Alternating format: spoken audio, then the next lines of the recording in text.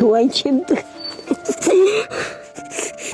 ჩემს შვილს ძალიან უჭირს სიარული და დადის კალიას. მე თვითონ მიჭირს მართალია სიარული 20 მციმე არითმია მაქვს და მძიმე ფორმა მაქვს ძალიან. მაგრამ რა ვქნა? მარტო არ შემიძლია სამამდროში უნდა ამას ვინ მოულის. ამას ვერავინ ვერ მოულის ჩემს მეტი. მე შევახოცებ ხოლმე მე ორივე დედაშვილი ერთად მოვყალით. ძალიან მე ნახი მეტი კეთილი ადამიანებს.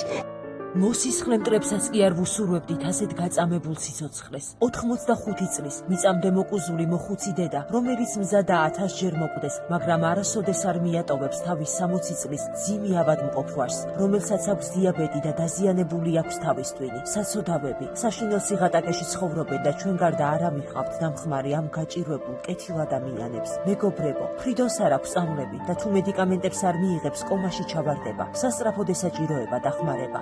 ბებოს არ აქვს ელემენტარული გასქურა, რომ საჭმელი მოამზადოს, არც არეცხი მანქანა. არავინ ვიცით ვის რა გვერის ცხოვრებაში. აი ასე ზეცამდე თავაწეული იყო ლალი ბებო ახალგაზრდობაში. ახლა კი მისი თავი მიწამდე დახრილია. გააკეთეთ სიკეთე, დაეხმარეთ საცოდავ მოხუცს. იჩქარეთ, კეთილი საქმეები აკეთოთ ჩერნოვეცკის ფონდთან ერთად. გადარიცხეთ ნებისმიერი თანხა ჩერნოვეცკის ფონდის ოფიციალური საიტის მეშვეობით.